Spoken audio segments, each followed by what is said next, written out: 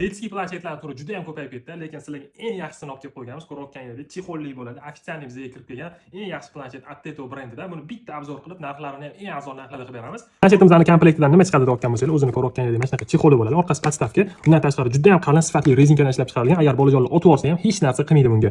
O'zini planshet uchun ekranga yopishtiradigan mana shunaqa shishasi ham chiqadi. Bundan tashqari planshetga yopishtirish uchun har xil nakleykalari bor. Bolajonlar uchun yana bitta sovg'a, mana shunaqa soati chiqadi. Eng zo'r tomoni bolajonlar uchun mana shuni bo'yniga osib oladigan tasmasi ham bor. Zaryadkasi bor, instruksiya qog'ozi bor. Ishlashini ham hozirlarga bitta ko'rsatib beramiz. Bolajonlar bunaqa komplektni ko'rsa xursand bo'lishi aniq. Buni boshqa planshetlardan qulay tomoni ko'rayotganingizdek umuman qotish haqida gap so'z bo'lishi mumkin emas. Buni ishlatib olib ko'rganlar o'zi bilishadi.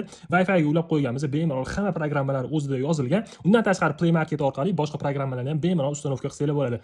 Ota-onalar farzandlarini xursand qilish uchun eng zo'r variant, narxi ham o'ziga yarasha bemalol olsanglar bo'ladi. Telefonlardan ko'ra ancha arzon, lekin ancha-muncha telefonlarga ham dam berib qo'yadi.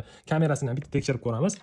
Kamerasi ham ko'rayotganingizdek yomon emas. Orqasi 5 megapiksel, oldi kamerasi ko'rib turganingizdek 2 megapiksel bo'ladi. YouTube'ga ham hozir bitta kirib tekshirib ishlashini ko'rsatamiz.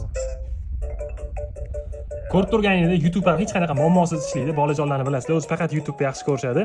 Bu mana shu sifatli planshetimizni necha pul qilib beramiz deydigan bo'lsa, narxi eng arzon narxlarda, hamma rangidan bor. Narxini bor yo'g'i 480 ming so'm qilib beramiz.